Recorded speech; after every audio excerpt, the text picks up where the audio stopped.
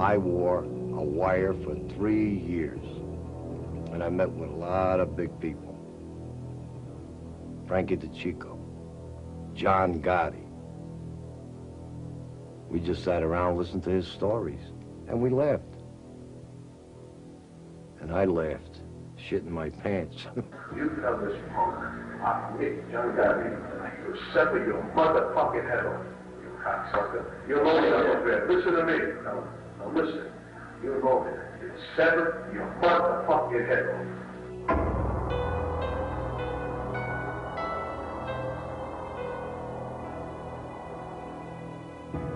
Dominic Big Dom LaFaro made history as a rat. He was the first hood to wear a wire and testify against the most notorious of the modern dons, John Gotti. LaFaro's treachery triggered the chain of events that brought down the once Teflon Don. John was a big braggart. He loved the papers. He had friends. They used to write about him in the papers. Now he was a good guy, a Teflon Don. John Gotti, if he had to, kill you in a heartbeat. Risking certain death, LaFaro made tape after tape, and in 1987 testified at the first trial of the Dapper Don. I didn't feel comfortable at all because I knew I was a rat. And I was raised with the idea that you never squeal out any of your family members or the mob. I looked at John Gotti, he looked at me, he went like this, and I said, what the fuck you want from me? They got me by the balls. And the judge told me to sit down and shut up.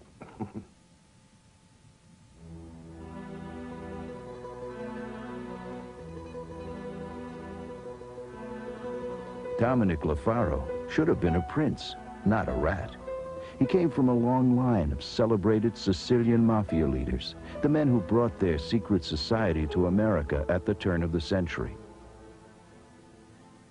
Well, I'll tell you the truth, I was born into the mob. My grandfather came from Italy, he was a big man over there, and when he got over here, he went to work on the railroad. And got in trouble on the railroad. Some guy called him a guinea bastard, and he understood a few words of English, and he hit him with a pickaxe in the head. Carlo Gambino, boss of bosses, attended LaFaro's christening out of respect for his grandfather. The head of Murder Incorporated, Albert Mad Dog Anastasia, was LaFaro's godfather. The New York mob was eager to enlist Big Dom. But first, there was the ritual of making your bones. LaFaro would have to prove he could kill on command. There was an out-of-line Greek mobster stealing action from the Gambinos. LaFaro got the order. Whack him. And one night, he used to come by and pick up his girlfriend, who was a Greek dancer. I was sitting across the street where he usually came to pick her up, but he always traveled with 4 or 5 guys. So that night, I seen his car pull up, you know, and all these guys jumped out. It was cold. It was the ending of November. And they all ran inside, and he stopped to take a pee. That was the last pee he was going to take. Because I pulled around, hit him with 00 12-gauge shotgun. That was my first hit. 2 weeks later, I was invited down. Came down, the whole crew was there. We were having a little get-together. And the old man pushed me an envelope. Now, I knew that if I took that envelope, that I would be just a hired hitman. And that was my aspirations at the time. I wanted to be more than that, you know, I wanted to make some money. I pushed it back to him, and I said, no, I says, this is for friendship. And he kissed me on both cheeks, and they all saluted me with the wine, you know, like it was a big thing, you know. I killed for nothing in Korea. Why should it be any different over here?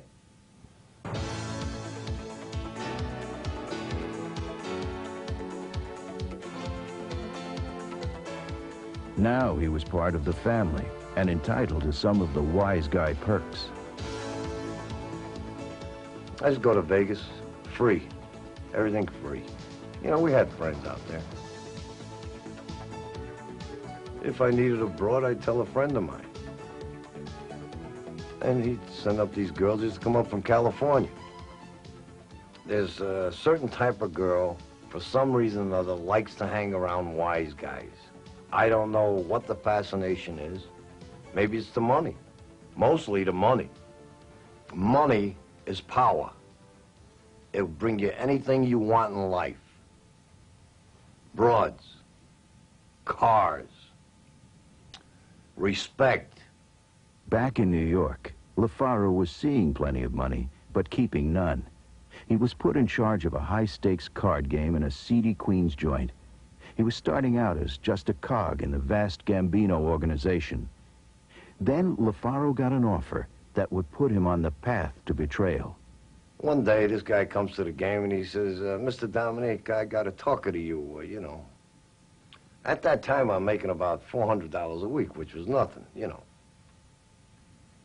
And he said to me, I don't know how to tell you this, he said, but you want to make us some money?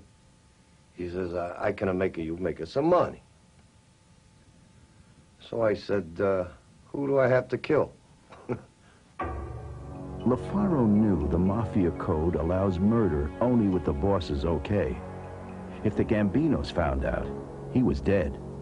But the hit would pay $100,000, and LaFaro, a gambler himself, was deep in debt and needed to make real money quick. He said, when I call you, you come to the house. He'll be there. It'll be just you, him, and me.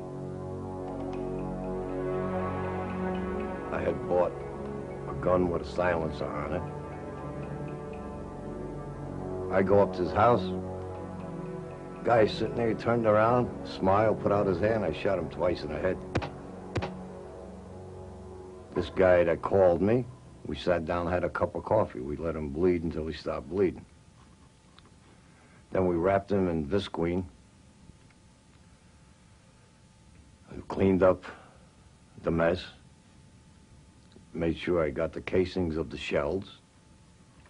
Put them all with him in the polyethylene. Put them in the trunk of my car, and I buried them upstate in the mountains. An old ranger camp that had a big well, dry well in it. And I threw rocks on them, and I went home. Once he got the taste of big and easy money, LaFaro went into the heroin business without an okay from the family.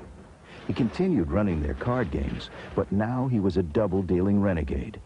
Big Dom teamed up with a Pakistani in an international heroin ring. And every week or 2 weeks, I used to get a kilo of pure dope. And I'd call this guy up, he'd come and get it, he'd go to his friend, they'd sell it, and everybody was happy. I was making 70, 80,000, he was making 50, and the guy in Pakistan, he was making 60-something thousand. Big, big business. By 1983, LaFaro had his renegade drug business rolling, while he carried on business as usual for the Gambinos. They never did find out. But the feds did.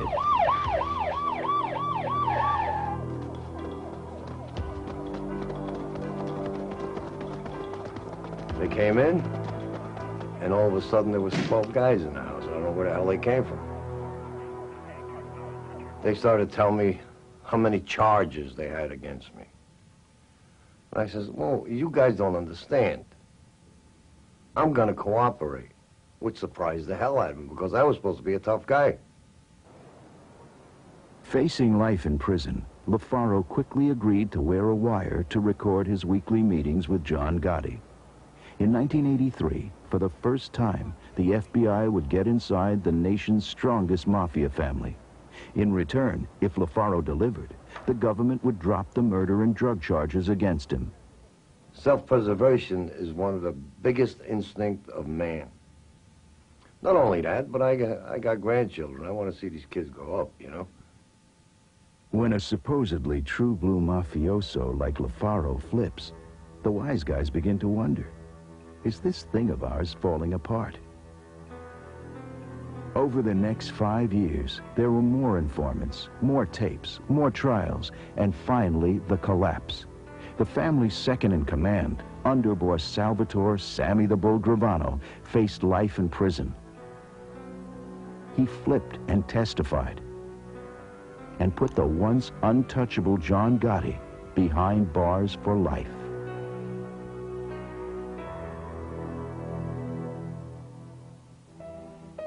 The Sicilians who brought the Mafia here a century ago were tough and ruthless. They put the survival of their secret society above all else. The Mafia oath of loyalty, honor, obedience, and silence was their shield and their power. Lafaro betrayed this heritage. If they could, his forefathers would curse him from their graves for what he did, and for what has befallen their brotherhood. Today, Lafaro is a marked man. If I ever get hit, I hope I'm near a gun so I can take a couple of them with me. And if I die, I had a good life.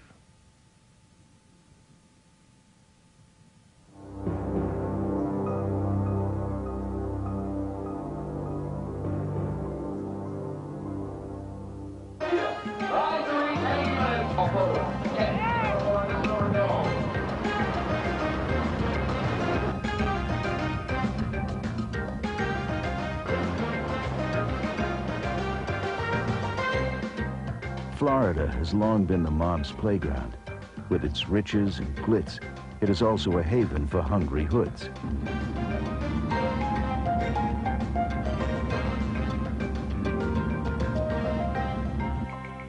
But when a working wise guy lets fun interfere with business, it can mean big trouble. You had all fucking Florida, but you didn't want nobody around you. You kept everything nice and sneaky and quiet. For fucking 10 years you did this. And then the longest thing and the worst thing you ever did, you went and fucked me. Me, that was your fucking stonewall. Your best friends will kill you. Your best and closest friends.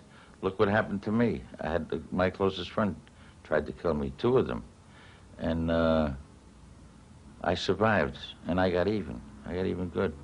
Air is down in front stretch. That's the 5 taking the early lead to 3, moving up on the inside to 1. Joe Dogs Iannuzzi loved to bet on the Greyhounds, which is how he got his nickname. Now down the back stretch, 3-1-5-8. Joe Dogs was backed by New York's powerhouse Gambino family, and he reported to its notorious enforcer, Tommy Agro. Tom Agro. We had a love-hate relationship.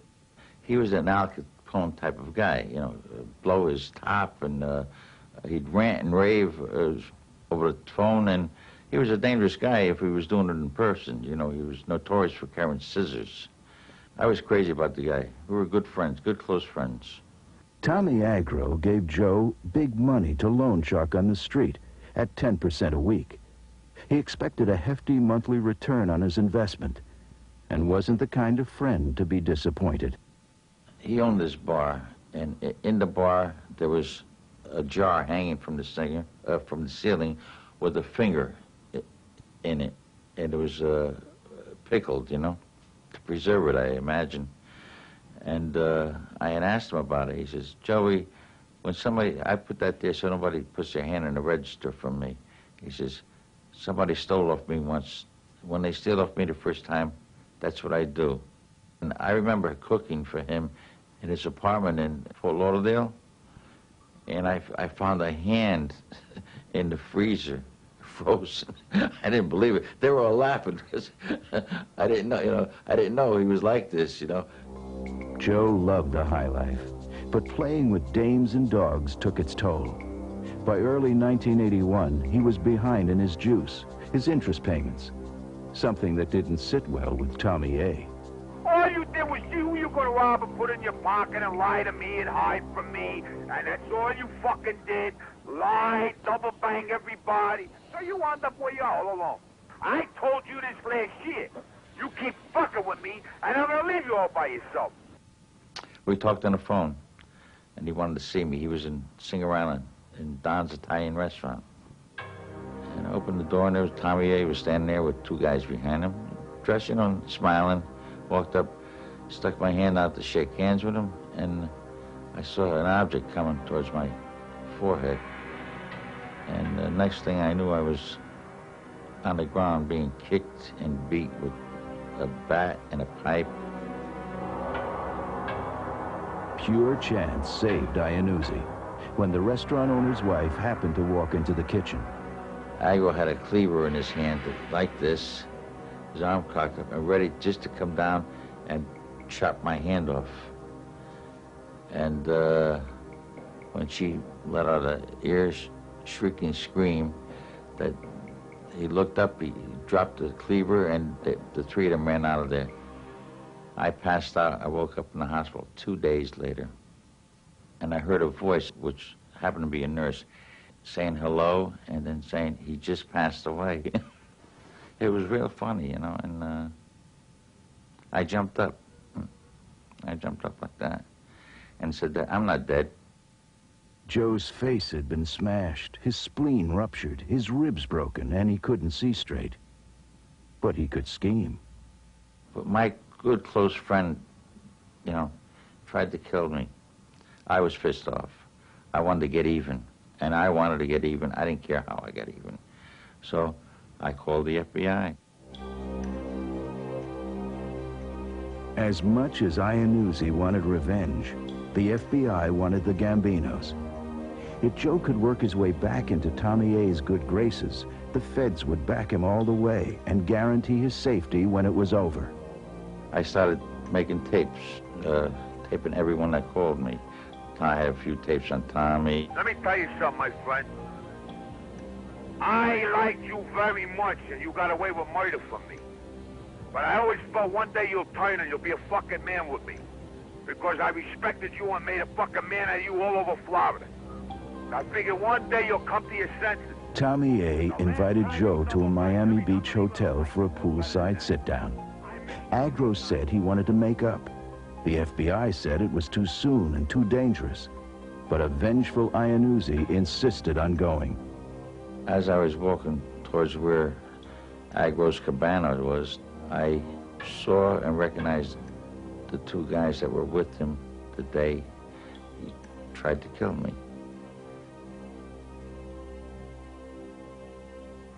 So I kind of shivered, you know, I stopped in my tracks. I got scared.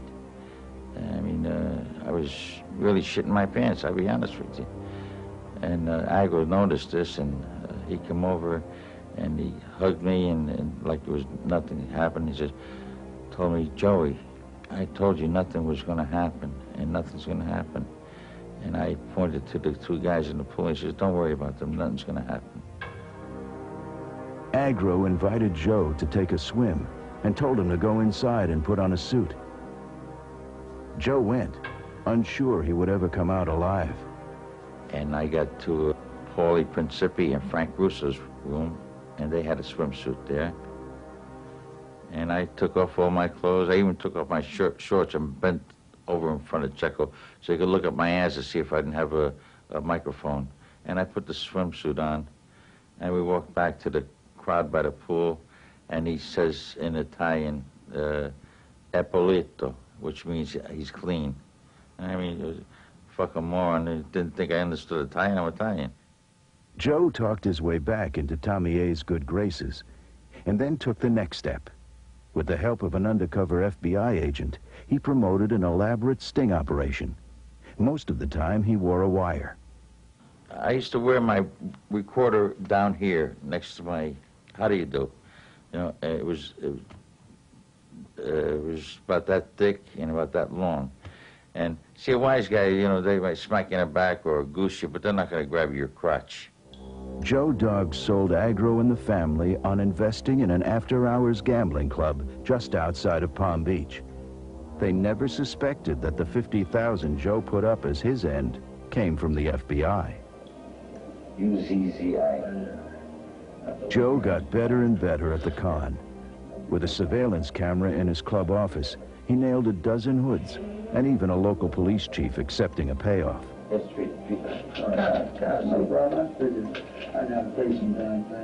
The closer Joe got to bagging Tommy Agro, the more it turned him on. If I got a good tape on one of the wise guys like Andy Ruggiano or Agro. You remember your first piece of ass? It was that good. That's how I felt. I missed you 3 times. When I got you that day, I missed you 2 times before that. I was down there twice before that looking for you. I was coming in my pants, you know. I felt like I was having an orgasm. You're only alive, my friend, because Don's wife walked in. That's the keep only talking, reason keep you're alive. talking. You ain't supposed to be alive. Because I was making an example out of you for any motherfucker that tried it on me again. You understand? Tommy Agro's death threats gave the government the evidence it needed to convict him of attempted murder. I remember sitting on the stand, and he's looking up the ceiling so the jury wouldn't watch us see his lips and going, "You dirty stool pigeon bastard, I'm gonna kill you. I'm gonna get you and your whole family." You know, things to that sort. But I was smiling at him, and it gave me the greatest pleasure in the world. 3 years later, Tommy Agro died in prison. But unexpectedly, Joe Dogg's revenge reached right to the top of the New York Mafia. In 1985, the Gambino boss, Paul Castellano, was murdered, in part because his connection to Agro opened him to prosecution. Here comes Speedy. They're off. If the New York mob is going to the dogs, the wise guy who loved the hounds did his share. 5 moving up on the inside. Now they head to the first turn. I wanted to get even, and I wanted to get even good, and I got even good. 6, 1, 2, and 3.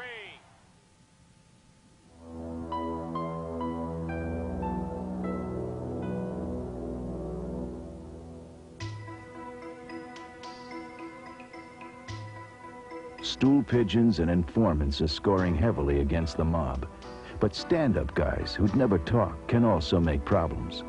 When they slip into the fast lane and start snorting coke, it can mean big trouble. Giacomo Fat Jack D'Norcio is doing 30 years for his jaunt into the drug scene. But he holds fast to the traditional code of silence. I'd rather be here doing my time than make any choice that the government ever gave me to tell on anybody in this world. I just wouldn't do it. I'd rather be here than on a street as one of them stool pigeons. Liars, what you're going to call them. They're not even stool pigeons, they're liars. Jackie D'Norcio grew up in a tough section of Newark, New Jersey. His father was a hood who worked his way up in the Mafia. He passed along some fatherly advice, but it didn't quite register. I think my father gave me the best advice than anybody.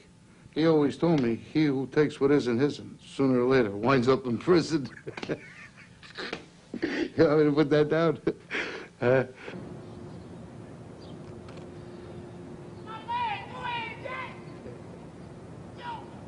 D'Norcio, tabbed by the cons as their Jackie Gleason, is a flamboyant mix of the old and the new.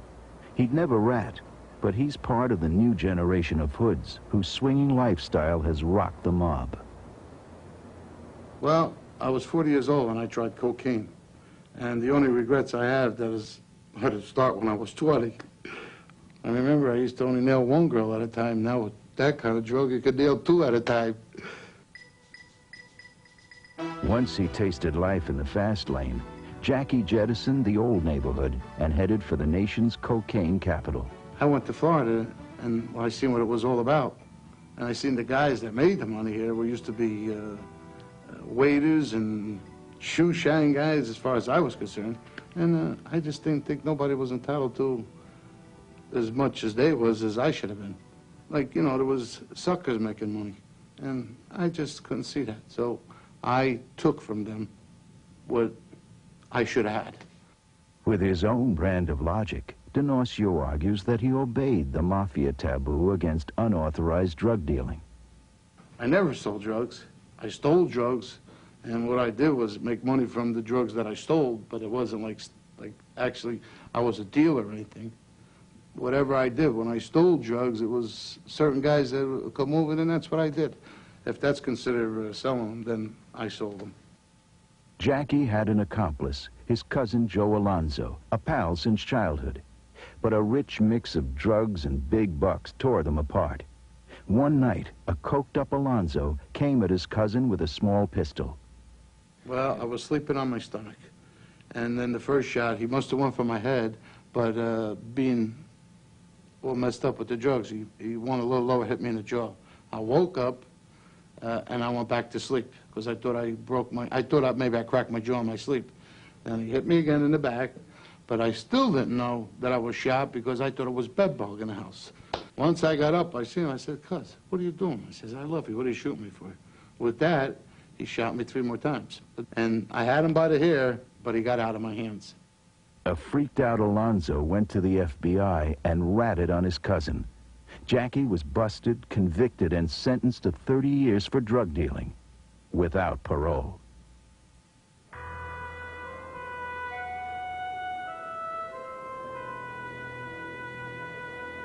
The feds hoped the long sentence would soften Jackie up for a deal. They brought new charges against him, expecting to use Jackie in a trial that would wipe out the New Jersey mob. The government had rounded up 20 of the top hoods, the guys he grew up with in Newark. The feds would reduce Jackie's sentence if he flipped and testified against his old pals. It became the biggest Mafia trial ever. 21 defendants and an army of lawyers. They asked what I consider telling on somebody to go home. I mean, they wanted me to lie. I mean, there was no truth they were asking me. They were asking me to lie against the boys in that trial. D'Norcio refused the deal. Then he upset the whole apple cart. He announced he was going to defend himself. His mob pals and their lawyers panicked, fearful he'd mess things up. Judge Ackerman was also concerned. He says, "Mr. D'Norcio," he says, "you ever hear the old saying where a man has himself as attorney, has a fool for a client?" I said, "No, I never heard that, Judge." He says, "You never heard that?" I said, "No." I says, "Is it true?" He says, "Sometimes it is and sometimes it ain't." And that's when I became my attorney. Sometimes Jackie used the sexual language of the streets, which drew some advice from the judge. He says to me, "Mr. D'Norcio, there's just one thing that bothers me." He says, "I don't want you to use the word BJ in front of the jury, you know?" So I says, "Your Honor, what do you suggest I use?" He said, "Try to use fellatio. That would be a good word." I said, "Judge, you ever hear Mr. O'Malley? He calls me D'Norcio. Sounds like fellatio." He says, "In any case, Mr. D'Norcio," he says, "make sure you don't embarrass the jury." You understand? It was Prosecutor O'Malley D'Norcio wanted to embarrass. O'Malley was a hotshot who'd never lost a case. But Jackie argued that the prosecutor had scraped the bottom of the barrel to get his witnesses. They brought in a dog trainer. They brought in a faggot. They brought in Joe Alonzo, who was a schizophrenia. They brought in Bobby Fisher, who claims he was crazy. They brought in every witness here to prove their case. And what I had to do was make a comedy out of it. Jackie had only a 5th grade education, but he was a whiz at reading the jury. When they were bored, he'd work in a dirty story and often a jab at Prosecutor O'Malley. The prosecutor considered me an extravagant person. And I'm not extravagant, I told the jury, because my own wife asked me for $20 for a rump roast. I said, $20 for a rump roast? Which I took her into the kitchen where I have a full-length mirror, and I went in my pocket, I pulled out a $20 bill, I put it up to the mirror. I said, "You see the one in the mirror? That's yours, this one belongs to me." I said, but the next day, ladies and gentlemen, this woman came home with meat from one end of the table to the other. And I asked her, I said, "Donna, where did you get the meat?"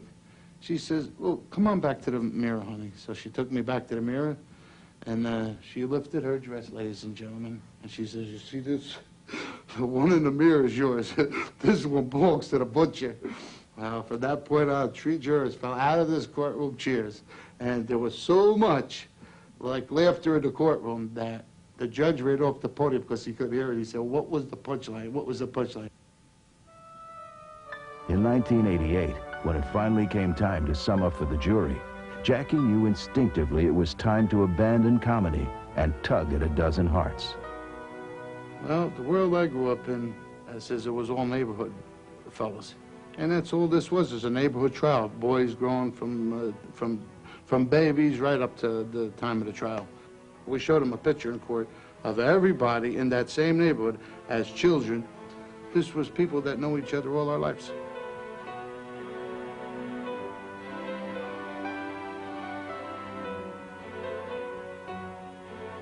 I said, you see the men in this courtroom? Each and every one of them is my friends.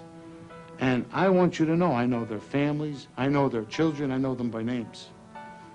And you've seen me many times making fun of my wife and jokes in this courtroom. I said, but ladies and gentlemen, I'd give it up all right now to have her alongside of me. And when I took off my glasses, a tear came out, and a couple of jurors started really crying. I said, ladies and gentlemen, I'll make a deal with you. If you believe everything any of the witnesses said in this courtroom, then here's the deal. It's me you must find guilty and send them home. And I looked at every one of them, and they looked at me, and I picked up my briefcase, and I said, thank you, ladies and gentlemen, for your time and patience, and I walked off. It was clear that the jury was moved by Jackie. But would the sympathy they felt for him rub off on his pals? On that final day in 1988, some of the old gang came to court without their rings, watches, and gold chains. They worried that if there was a quick verdict, they'd be sent directly to prison. The government was confident. They had spent a record amount of time and money and were sure they'd rack up their biggest Mafia hit. The trial had lasted 21 long months, but the jury's deliberations took just 13 hours. The verdict? For everybody.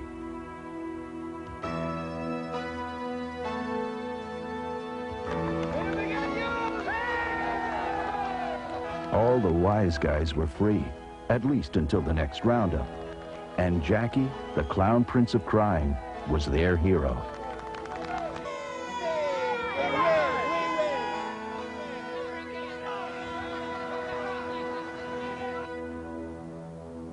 There was no celebration for Jackie. He was returned to prison to serve his 30-year sentence for drug dealing. I came into this world feet first, a breech birth, and I'm going to go out that way because, first of all, when I done something wrong in this world, I danced and I paid the fiddler. Not like the informant you got today. Like Ravano, here's a guy that was born out of his mother's ass, not true any other way. Like, of course, if he can't do it, in other words, that government wanted Mr. Gotti so bad that they would say, let Ravano go for the 19 murders he confessed. What kind of country is this? What kind of country have we come into?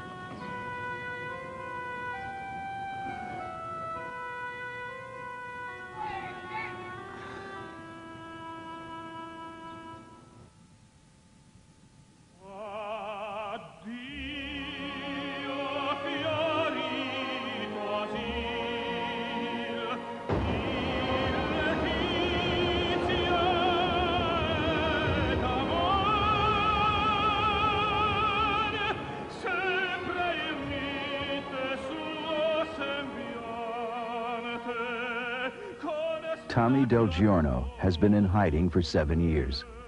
Tommy was a Mafia capo in the Philadelphia crime family. It had big problems. Everybody was shooting each other.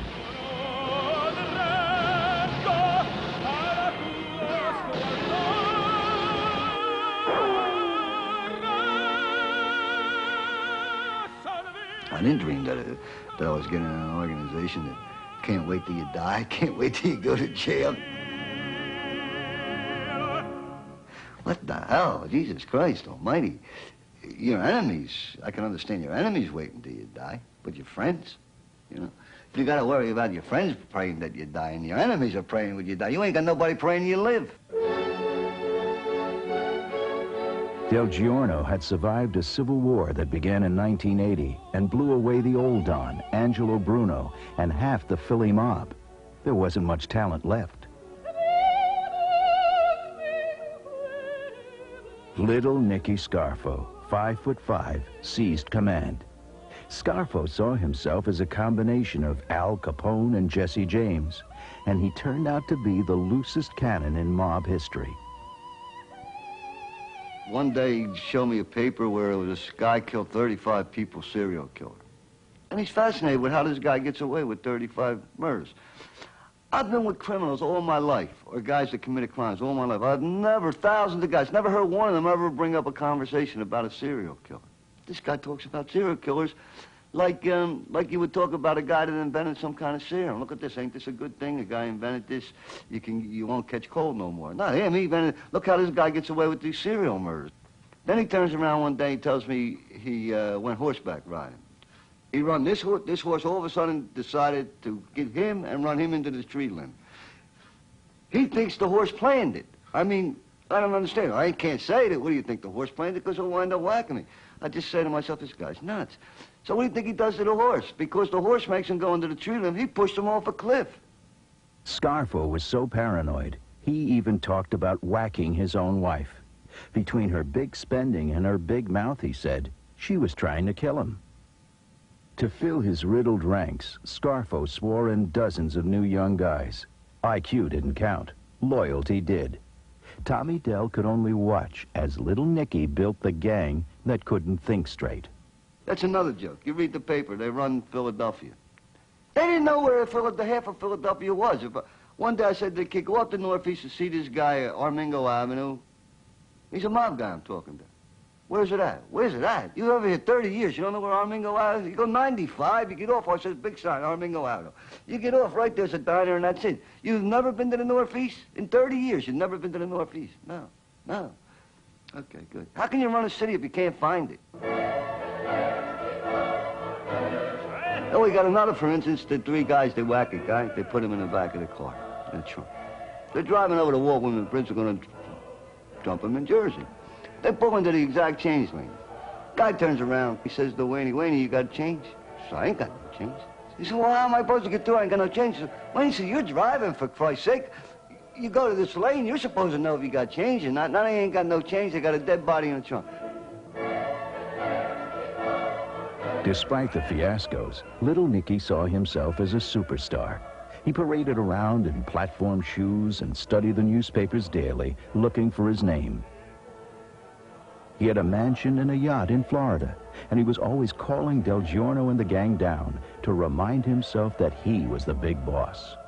You're on a boat, you got on the boat, you drove 3 hours to Turnberry Island, you ate a hamburger, you drove 3 hours back. It didn't matter whether the sun was shining and the rain was there. He wanted to sit on the boat like Captain Noah or somebody. You're supposed to be running a city. There's 20 guys on a boat riding around in Florida. Who's running what city? There's nobody home. The Scarfo gang was the most disorganized, organized crime family in the country. They didn't control trucking or garbage or construction like the New York Mafia. Scarfo was too busy trying to become a celebrity. This organization's supposed to be a secret. You don't walk into places with 50 guys. Nobody works. Everybody's got Rolex watches. Everybody's got new cars, and nobody's got a job. Is that a secret? Well, I mean, for Christ's sake. 10 Italians eating dinner with Rolex watches. Nobody got a job. You're in Florida. You all live in Philly. You're not the mob? Well, who are you? Sons of Italy? The old mob leaders shunned publicity. Scarfo told his shooters to leave the bodies in the streets to be discovered. He wanted headlines. Sal Testa, called the crown prince of the Philly mob, was left dead in a candy store. Pat the Cat Spirito was left slumped over the steering wheel of his car. They found Frank Chicky Narducci in the gutter.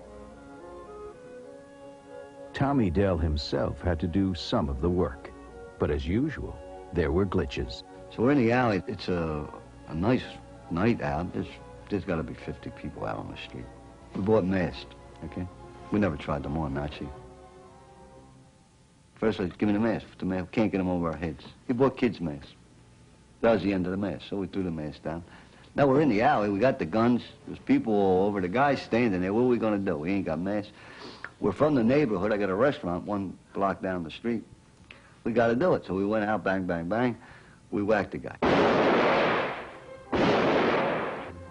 Scarfo's all-purpose solution for every problem was bullets. 5 times little Nicky ordered Del Giorno to kill, and 5 times Del Giorno obeyed. Then came the Scarfo command to whack a young wise guy who Tommy knew well and liked. We're out one night and the thing tells me he wants me to kill Chucky's kid and bury him. Okay, forget right and wrong. Number one, I know the kid for 15 years. He knew the kid for 30 years. I knew the kid's father for 20 years. He knew the kid's father for 40 years. How do you take the guy's kid and kill him and bury him? I mean, I can't do it. I know his mother. I know him. And the kid didn't do anything to me, you know? The kid will listen. If you grab the kid and you tell the kid, don't do this, don't do that, he's going to listen. Why you want to bury this kid? I said, I want you to bury the kid. Well, no, I'm not going to do that. Refusing an order, dissing the boss.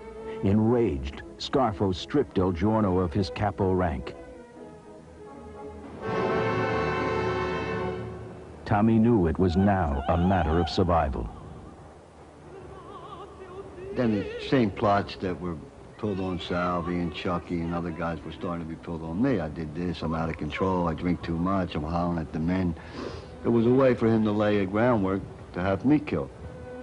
Scarfo had already clipped 28 guys, and Tommy Dell knew there was no point in trying to smooth things over. When the boss made up his mind, the course was set in concrete. Nobody was safe with this guy. He was like a snake.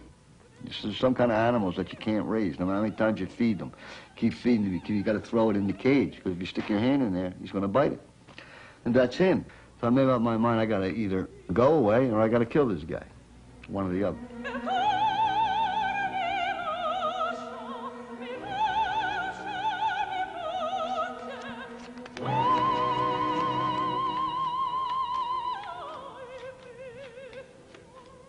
El Giorno never got a chance to do either. He had been under surveillance, and the feds knew he and Scarfo were like two scorpions in a bottle.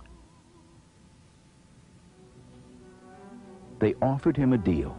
They'd reduce the murder and racketeering charges against him and guarantee his safety if he would testify against Scarfo. I didn't cooperate for the right reasons. I mean, I didn't cooperate because one day I woke up and said, this is wrong. Cooperated because things were falling apart, because I was being threatened to being killed, because I had a case, and because I was vicious. I wanted to get even with this guy. If I was going to get killed, I wanted to take him with me. El Giorno's defection opened a floodgate. Scarfo's second in command and other top guys flipped.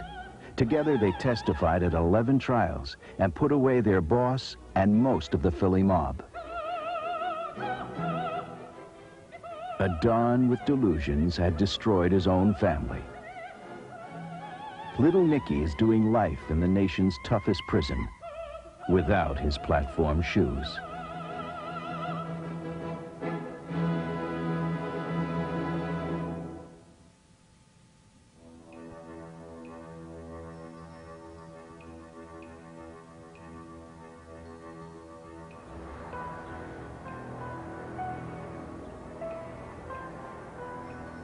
When a wise guy becomes a made member of the mob, he must swear that his Mafia family comes before all else, even his own family.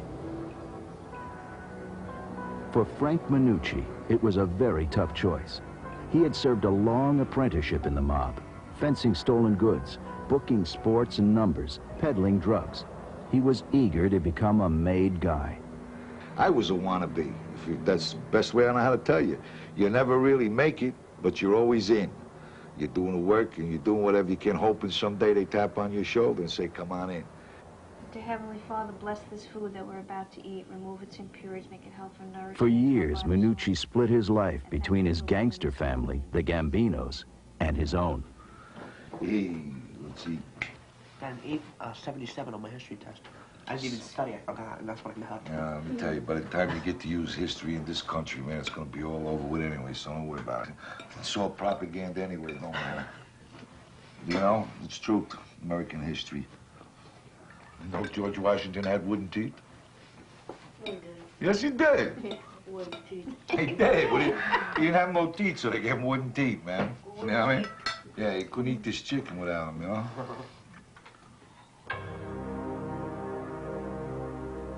Minucci was a devoted father, but also a lawbreaker and a headbreaker. He liked to hurt people. I would actually tie a guy to the bumper and just drag him down the street. I mean, you know, you just drag him a block and, you know, just take off and drag him. I mean, and then cut him loose. And he'd be laying in the street after you kicked him a few hundred times and you just gave him a message, you know, you're gonna pay or you're gonna die. I've closed guys' hands in car doors. I've slammed guys' heads in car doors. I mean, dragging a guy with a car was one of my biggest things. I was known for that. I'd tie him to the bumper and just drag him. Minucci began beating, cutting, and stomping people in his teens. He'd been starved, whipped, and chained up as a kid himself. At 15, he found his way into the brotherhood of violent biker gangs. You could just be free, man. You had so many guys behind you, nut jobs, you know, they're burning down buildings, they're running old ladies over with motorcycles. You could just do whatever you want. When he was 19, the Mafia spotted Minucci. For the next 10 years, he terrorized their deadbeats and slow payers. Money. It seems that was my whole life. Everybody was worried about money. So let me go after the money. And if the money said do this, beat somebody with a ball-peen hammer, or drag somebody down the street chained to a car, that's what you did. You'll do whatever the dollar brings, all right? You're getting paid for it, you do it, all right? And that's what determines whether you're going to be a wannabe or you're going to be a bee. You're going to be in or out, one or the other. Finally, in 1982, the mob asked Minucci and his best pal Jimmy to do some work. The Mafia's way of saying, kill somebody. Frank felt this would put him in the big time. They trusted him.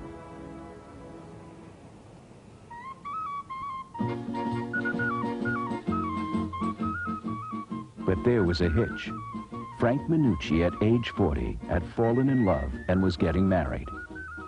He was supposed to make the hit just a few days before his wedding. He began to worry about jinxing his marriage. He didn't want blood on his hands when he took his bride's hand.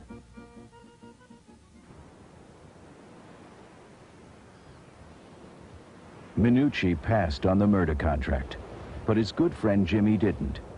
Jimmy never showed up at Frank's wedding. 3 weeks later, his remains showed up on a Staten Island beach. He was called upon to do something, and he did it. And to make sure that there were no witnesses and whatever else, he was expendable. And I just think that's how my friend ended up. And all he wanted to be was somebody. And now, you know, he's dismembered and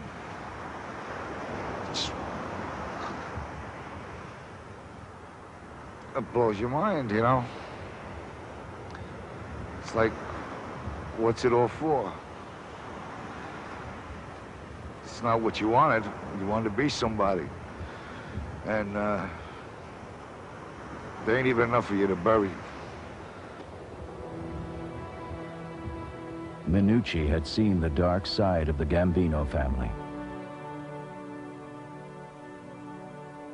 Now he was building his own family, and he knew that he would soon have to make a decision. I started to realize, because of my wife, that, you know, I didn't have to feel like a chump to get down on my hands and knees and to play with my kids. I could hold them up, and I could say Gucci goo, you know, without feeling like some kind of jerk. And it was all right, because my wife's heart was soft, and she was soft. And she allowed me to be that way. What I am as a man, I was made that way by a woman. Okay, not by a girl, not by some chick, but by a woman. And she allowed me to be her friend. She trusted me, and that snapped my head. All the money and the welfare and the drug therapies and the courthouses and the years in jail, 6 years in prisons, and the beatings and the tortures and whatever I've been through, couldn't do in my life. They couldn't push me to it. They couldn't pull it out of me. They couldn't burn it or torture it. They couldn't buy it out of me. A simple little girl from Staten Island comes along and changes one bad guy, man. Yeah, it's great when you got somebody to love you. It really is.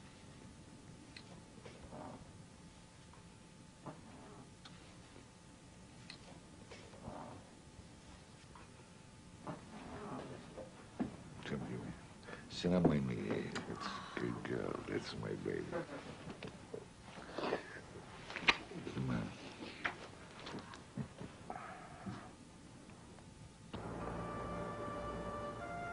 The mob doesn't grant exit visas.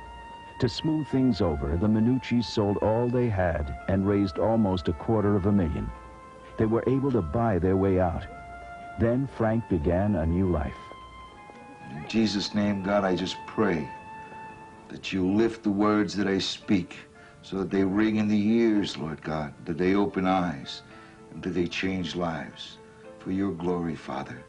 In Jesus' name, amen. These days, Minucci spends much of his time as an evangelical preacher.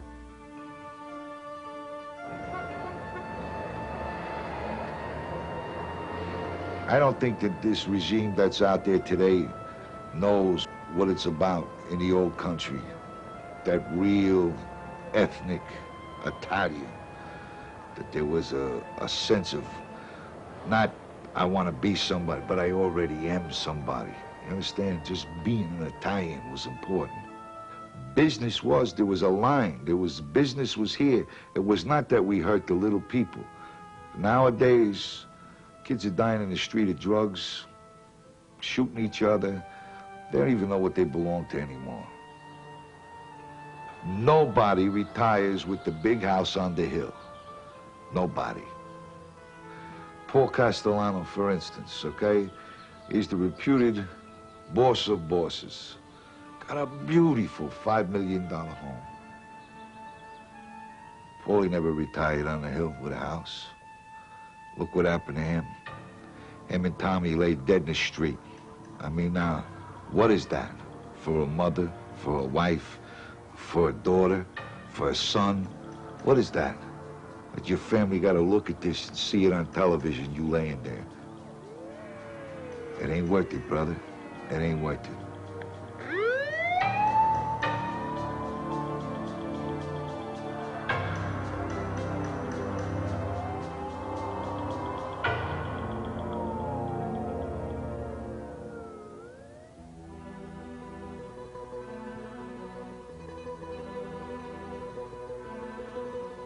Once, the Mafia prided itself on being a mighty family that served and defended its countrymen. Today, the allegiance and devotion it commanded are gone. The government's relentless assault is gutting the mob, and the survivors are slaughtering each other for control of what is left. Honor, respect, and trust are dead. It is the twilight of the dawns.